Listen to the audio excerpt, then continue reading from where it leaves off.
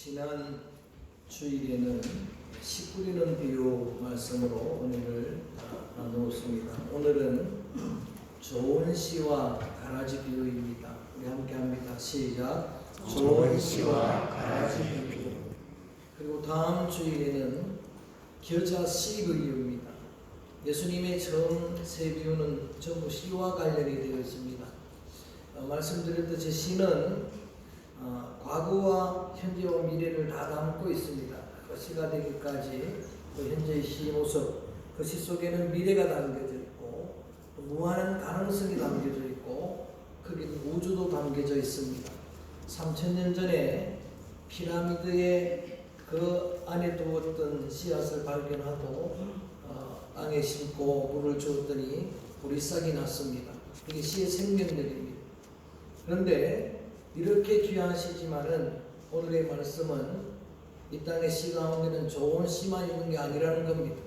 좋은 씨도 있고 가라지도 있다는 그런 말씀입니다.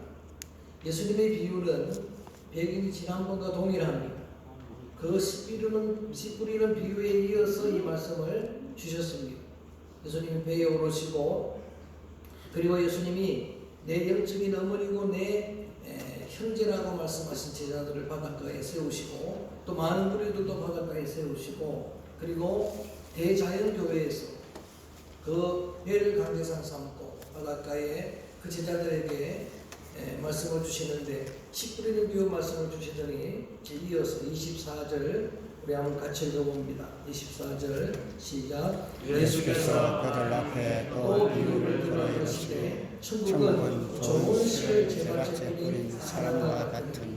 오늘 두 번째 비유의 말씀은 천국이라고 먼저 주제를 말씀을 하십니다.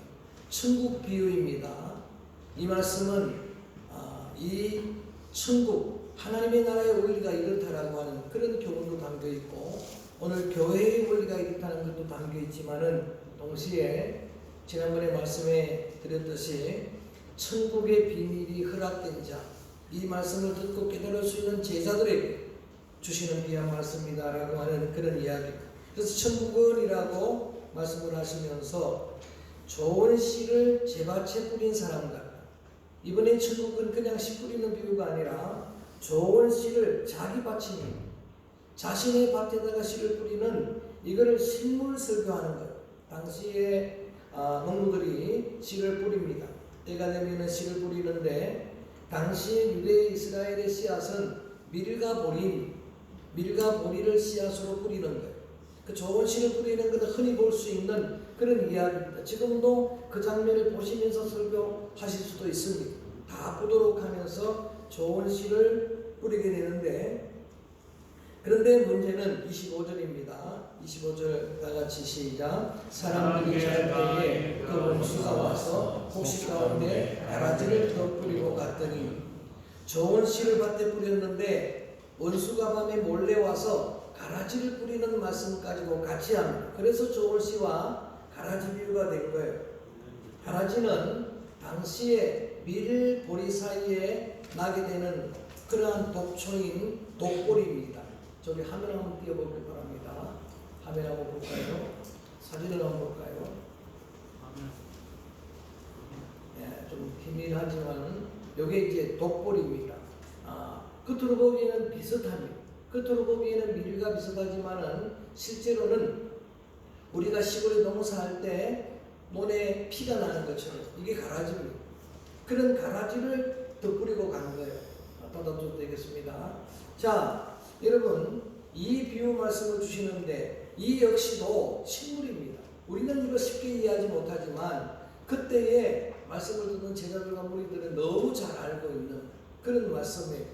제가 주중에 성경 문화 배경 그러한 세미나를 다녀왔습니다. 이게 그 책인데 굉장히 두꺼운 책이죠.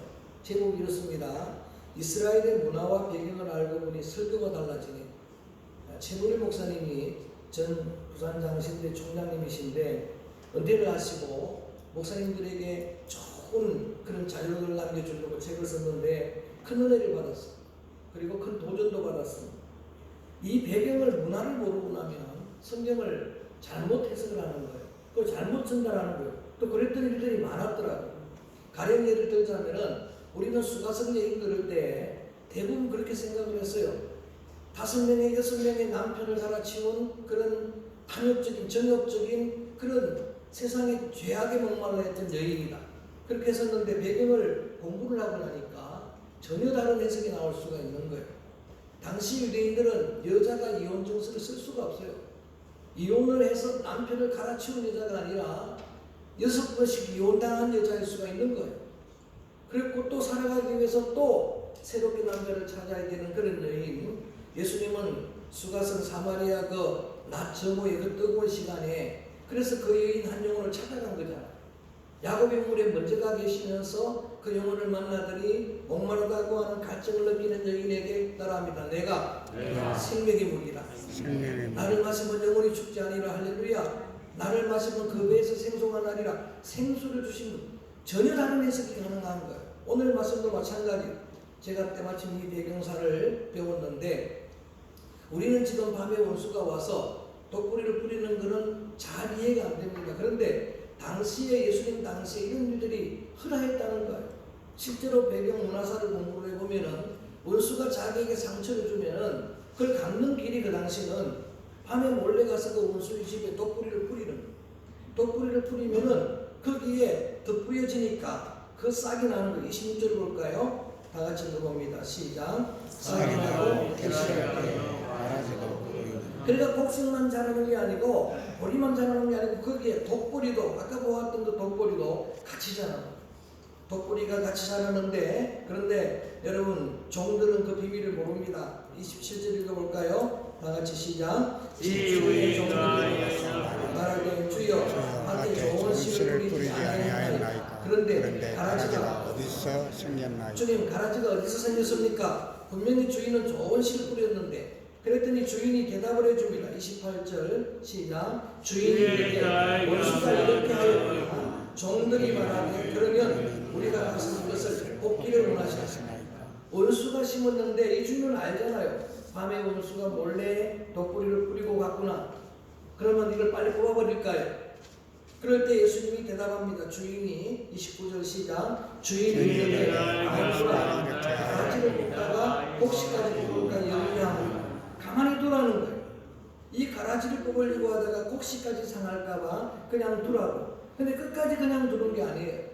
영원히 공존하는 게 아닙니다. 30절 마지막으로 읽어봅니다. 시작. 추수 때에 내가 추수꾼들에게 말하기를 가라지를 먼저 듣고 물살에게 단으로 붓고 곡식을 모아 내 곳간에 넣어라. 언제 파멸된다고요? 추수의 날.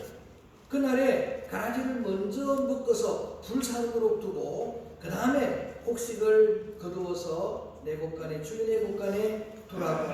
이게 예수님의 비유 말씀입니다. 좋은 씨와 가라지 비유의 내용은 조금 전에 설명하고 우리가 읽어본 바대로입니다. 자, 그런데 예수님의 제자들이 집으로 돌아왔을 때에 무리들은 다 떠나고 제자들만 있을 때에 예수님 이걸 좀 설명을 해 주십시오. 해석을 해달라는 부탁을 하는 거예요. 그래서 지난번에 씨 뿌리는 비유와 오늘 좋은 씨 가라지 비유만 예수님이 친히 설명합니다. 그래서 이건 설명이 따로 필요 없는 거예요. 예수님이 비유의 실체를 설명해 주십니다. 자, 37절 봅니다. 하나씩 실체를 알아갑니다. 37절 말씀 먼저 읽어봅니다. 시작. 좋은 씨를 뿌리는 인자요. 자, 하나씩 점검합니다. 좋은 씨를 뿌리는 이는 인자라고 합니다. 예수님이 설명해 주는 게 정확합니다. 예수님이 이 비유를 모든 비유의 샘플로 설명을 해 주셨는데 좋은 씨를 뿌리는 분은 누구라고요? 인자라고 말합니다. 여러분 지난번에 씨 뿌리는 비유하면 대조를 해보는 겁니다. 무엇이 다른가를 보는 거예요. 지난번에는 뿌리는 자가 농부라 그랬죠. 농부는 아버지가 하나님이 말씀의 씨앗을 뿌리는 분은 하나님이라고 했는데 오늘은 좋은 씨를 뿌리는 분이 써놓으면 인자, 사람의 아들 예수님 자신을 두고 이야기합니다. 근본 하나님의 본체셨는데 사람의 몸을 입고 말씀이 육신이 되어 인카네이션 성육신하여 오신 예수님, 나를 만나려고 내려오신 예수님, 나와 교제하려고 오신 예수님, 오늘 기도자가 기도했지만 나를 위해 대속의 보혈을 흘려주신 그 예수님, 아멘 좀 하소. 여러분 역사 가운데 오신 예수님 믿습니까? 역사의 기준이 되시는 예수님, 예수님 자신이 스스로 내가 좋은 씨를 뿌리는 농부다라는 거예요. 여러분, 좋은 씨를 우리 주님이 뿌려주시는 거예요. 자, 38절에 밭은 뭐라고 해석을 하시느냐? 밭은 38절 읽어봅니다. 시작. 밭은 세상이요 좋은 씨는 천국의 아들, 가라지는 악한 자의 아들. 예수님이 설명해 주시는 이 비유의 실체를 그대로 우리가 받는 거예요. 밭은 세상이라는 거예요. 조금 전에 한번 복습합니다. 좋은 씨를 뿌리는 분은 누구라고요? 인자, 예수님이다. 밭은 세상이다. 자, 지난 시간에 밭 네 종류의 밭을 이야기할 때는 우리의 마음이라고 그랬죠. 여러분, 말씀의 씨앗을 받을 때는 마음의 상태가 중요하다. 마음을 잘 지켜야 된다. 그 마음이 뒷가와 같으면 열매가 없다는 이야기죠. 그 마음이 여러분 돌밭 같으면 겉으로 볼 때는 흙이 있는데 흙이 얕으면 뿌리가 깊지 못하면 열매를 못 맺는다 그랬죠. 그 밭이 가시밭 같으면 염려와 욕심의 가시 질식한다 그랬죠. 그러나 가시도 없고 돌도 없고 그 땅이 기형되고 좋은 땅이면 대배로 열매를 맺는다. 그 마음이 중요하다는 걸 강조했는데 오늘은 예수님이 밭은 세상이라는 거예요. 우리의 공동체가 밭이라고 설명을 하는 거예요. 그리고 좋은 씨는 이렇게 설명합니다. 따라합니다. 좋은 씨는 천국의 아들들이라. 천국의 아들. 그러니까 좋은 씨는 지난번에 씨가 말씀이었는데 천국의 아들이라는 의미가 뭔가? 참된 그리스도인을 이야기합니다. 예수님이 지금 설교를 하시고 지금 해석을 하실 때 예수님이 말씀하셨던 새로운 예수님의 가족 개념으로 너는 내 모친이고 내 형제라고 말했던 참제자들, 참된 복음, 진리의 기쁨에 요한계시록 복음을 영접한 진정한 믿음의 성도들을 오늘 이렇게 참 좋은 씨앗이야, 좋은 씨를 우리 주님이 주님의 밭에, 제 밭에, 이 온 세상은 다 주님의 것입니다. 거기에 심어두셨어요. 여러분, 이 말씀을 들을 때 이런 감사가 생겨나야 돼요. 나를 이 땅에 심으신 분이 주님인 줄로 믿습니다. 나를 지으신 분도 주님, 할렐루야. 나를 보내신 분도 주님, 이곳에 심으신 분도 주님, 또 하나 열매를 심으신 분이 주님이, 좋은 씨를 주님이 심어주셨는데, 그런데 가라지는 뭔가? 악한 자의 아들이라고 이야기해요. 뒤에 설명을 합니다. 그게 사탄에 속한 악한 자의 아들이라고. 그 가라지가 그 가라가 아니지만은 정말 가짜예요. 가짜가 있는 거예요. 자, 저를 봅니다. 그래서 이 예수님의 비유 말씀을 보면은 이 세상의 공동체가 어떤 공동체인가? 우리가 알고 살고 있는 세상이 어떤 공동체인가? 좋은 씨와 가라지가 공존하는 세상이에요. 이걸 아셔야 돼요. 선과 악이 공존하는 세상이에요. 선인과 악인이 공존하는 세상이에요. 세상이 그런 거예요. 그리고 좁게는 우리 교회 공동체가 어떤 곳인가? 똑같은 거예요. 옛날 목사님들은 주로 교회를 두고 이야기를 했더라고요. 이게 전체가 다, 공동체가 다 그런 건데, 여러분, 이 말씀과는 두 개가 공존하는 거예요. 참된 거듭난 그리스도인이 교회 안에는 있는 거예요. 참된 믿음의 알곡들이 있는 거예요. 반면에 무늬만 그리스도인, 노미널 크리스찬, 이름만 그리스도인, 명목만 그리스도인들도 있는 거예요. 심지어는 교회 안에는 교회를 대적하고 무너뜨리려는 적그리스도의 세력도 뿌려져 있는 거예요. 독뿌리처럼 뿌려져 있는 거예요. 세상은 빛과 어둠이 공존한, 세상은 양과 염소가 공존하는 거예요. 선한 목자와 악한 목자가 싹군이 공존하는 거예요. 이 땅의 정치도 마찬가지예요. 진정한 참신한 정말 나라를 백성들을 위하는 그런 정치가들이 있습니다. 그러나 또 대부분 많은 정치가들은 독고리 같은 존재가 있는 거예요. 더 나아가서는 여러분, 더 좁게 보면 여러분 심령 안에도 두 가지가 있는 거예요. 잘 아셔야 돼요. 내 마음의 밭에도 두 자아가 있는 거예요. 이게 로마서 7장에서 바울이 몸부림한 거예요. 당시에 바울은 많은 사람들이 존경하는 사람이에요. 그리스도를 가장 많이 따르는 사람이에요. 그런데 자신이 자신을 들여다보면서 뭐라고 말합니까? 내 안에 두 가지가 있다는 거예요. 오라 나는 공고한 자다. 나는 죄인에게서도 누가 사망의 몸에서 나를 건져내라. 그러면서 하는 이야기가 내 안에는 두 가지가 있다. 원하는 선이 내 안에 있는데, 그런데 또 다른 데가 원치 않은 악을 따라간다. 그러면서 몸부림한, 여러분, 내 안에도 두 가지예요. 세상이라는 공동체 안에도 두 가지 그러한 인류가 인생이 있고, 교회 안에도, 내 안에도. 근데 문제는 이게 분별이 어려운 거예요.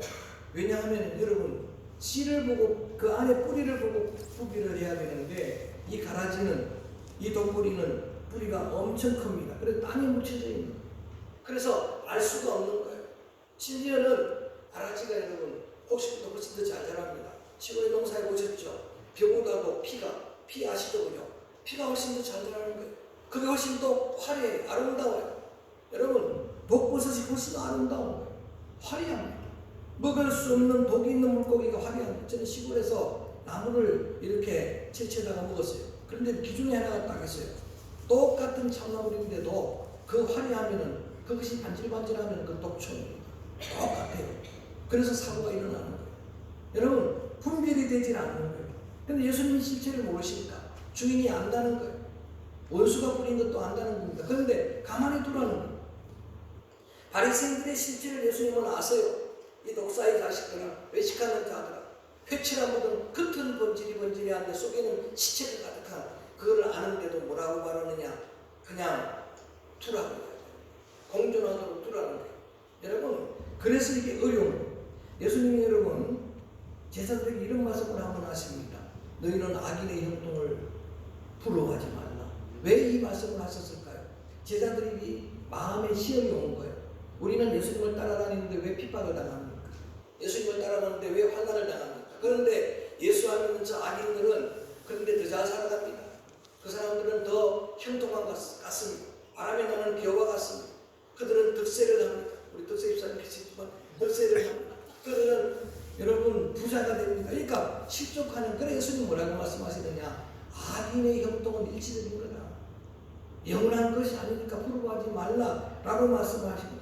그냥 악인들을 그냥 두는 것 때문에 실족할 일이 없다는 이야기예요. 왜 그냥 두냐라고 종들이 물을 때 예수님 말씀이 정말 마음에 감동지는 거예요.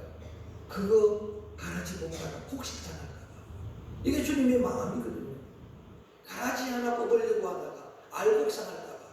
주님의 역사의 기준은 언제나 이겁니다. 여러분 잘 기억하셔야 돼요. 주님은 악인들이 주님이 주권하는 역사의 중심이 아닙니다.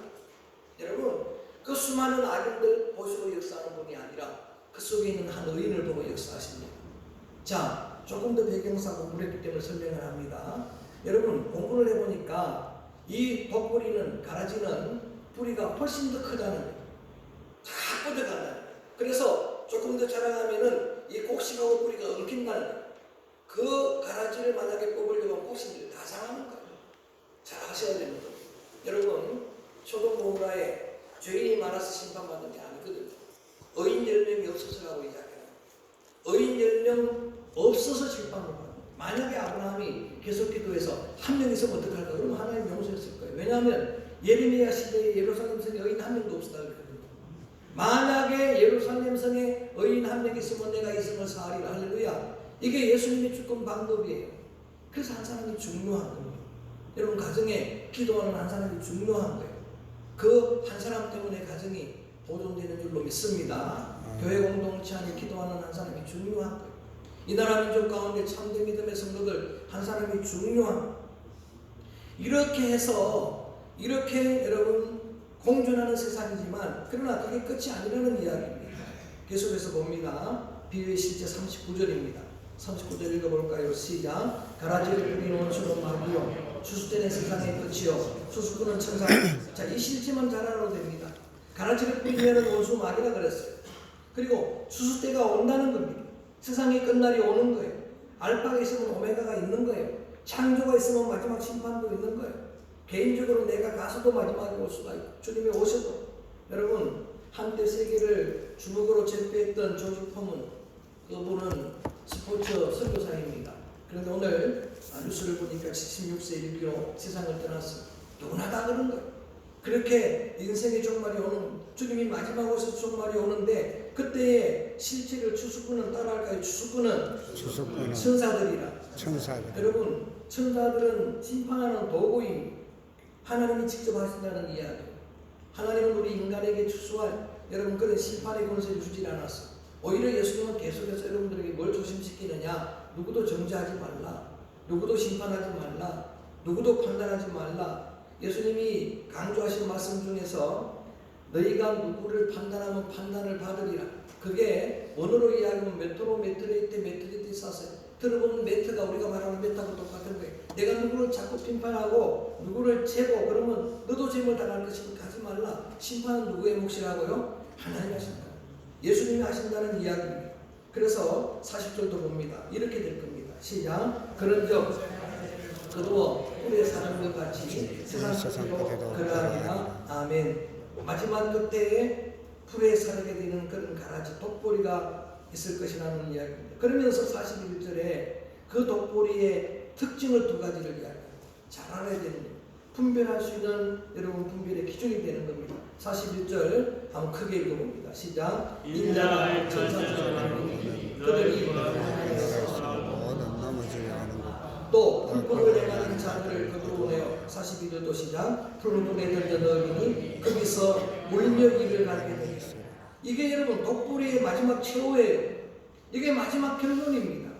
뭐라고 이야기하느냐? 그 기준이 이겁니다. 공동체 안에서 여러분 어떤 공동체도 마찬가지입니다. 사람들을 넘어지게 하는 것, 불법을 행하는 자들. 그 사람이 가면서 사람들이 무너집니다. 걸림돌이 됩니다. 넘어지게 하는 것, 고통을 줍니다. 여러분 이름 없는 독보리예요. 가는 곳마다 불법을 행하면 독보리예요. 그 결국을 이렇게 말씀하시고 마지막 오늘 조금 말씀 중심으로 길었지만 우리 한번 크게 44절 읽어봅니다. 여러분 혹시나 알고 결론이 이렇게 나옵니다. 시작. 그의 영의 날과 해와 같이 빛나리라. 귀 있는 자는 들으라. 아멘. 좀 바쁘게 달려왔지만 저를 봅니다. 이제 말씀을 정리합니다. 여러분 이게 마지막 10편 1편의 말씀처럼 의인의 길은 여호와께서 인정하시나 악인의 길은 망하리로다. 여러분 하나님은 긍휼의 하나님인데 좀 심하지 않습니까? 질문을 많이 해와요. 근데 여러분 하나님은 근본 속성이 긍휼 사랑이지만 또 하나님의 속성은 공의, 의로 심판하시는 하나님이에요. 그래서 그 심판을 누구도 피할 길이 없는 겁니다. 자, 오늘 이 말씀을 준비하고 이 말씀을 또 묵상을 하고 그러면서 우리의 심령을 들여다봤습니다. 그리고 여러분에게 어제 성경 공부하는 우리 학생들에게 물어봤던 그대로 한번 물어봅니다. 여러분 마음으로 대답합니다. 두 가지 시가 있어요. 두 가지 시가 있는데 좋은 시 가라지. 좀 쉽게 말하면 알곡과 가라지가 있는 거예요. 여러분 알곡입니까 가라지입니까? 어떻게 대답하시겠습니까? 알곡입니까 가라지입니까? 저보고 여러분의 눈길이 목사님 어떻습니까? 물어보는 거예요. 제가 대답을 하면 정확하게 하는 대부분 우리 학생들이 그런 이야기를 합니다. 그래도 주님 저는 목사님 저는 알곡 같습니다. 좀 부족한 게 있어서 알곡 같습니다. 제가 정확하게 정의를 해드렸습니다. 여러분 알곡과 가라지는 DNA가 다릅니다. 근본이 다릅니다. 그래서 우리는 정말 알곡입니다. 그런데 알곡인데 아직까지는 가라지가 남아있는 알곡. 그거를 정확하게 바울이 그렇게 이야기하는 거예요. 우리는 구원을 받았어요. 의인인데 아직도 용서받은 죄인이라는 구원을 받은 죄인이라는 이야기를 하는 거예요. 자기 속에는 아직도 옛사람이 많이 남아있다는 이야기를 하는 거예요. 그래서 이 말씀을 여러분 마음에 새기면서 DNA는 근본은 여러분 하나님의 알곡들입니다. 할렐루야. 곡식들인데 그러나 우리 속에 그런 남아있는 가라지들을 계속해서 삶을 살아가면서 더 제거하고 그러면서 더 성화하게 가는 과정. 어느 신학자는 그런 이야기를 합니다. 우리 믿음의 성도들의 성화 과정을 이미와 아직 사이의 존재다. 얼레리와 옛 사이의 존재다. 그러냐. 이미 우리는 구원을 받았지만 아직은 덜 성화되었습니다. 도상의 존재다. 온도웨이 길이의 존재다. 그런 이야기를 하는 거예요. 저희 말씀을 마무리 이렇게 정리를 합니다. 근본 여러분의 DNA, 근본이 하나님의 곡식이기 때문에 마지막 날에는 하나님이 여러분을 정말 하나님이 영원한 날에 해처럼 빛나게 하실 줄로 믿습니다. 그 과정에서 더 승화되시길 바라고 그리고 끝까지 여러분이 기도하고 또 여러분 함께 여러분이 중보하는 성도들 자녀들 모두가 다 저는 좋은 시 알곡의 반열에 서게 되기를 주의 이름으로 축원합니다. 그래서 이러한 말씀을 마음에 새기면서 두 번째 주신 비유 말씀을 새기면서 하나님 앞에 결단한 이 찬양을 드립니다. 온 마음 다해 주님을 예비합니다. 경배합니다. 사랑합니다. 진정한 주의 알곡들로서 주님 앞에 세움받는 그런 여러분이 되기를 이 찬양으로 고백을 드립니다. 주님과 함께 고요한 시간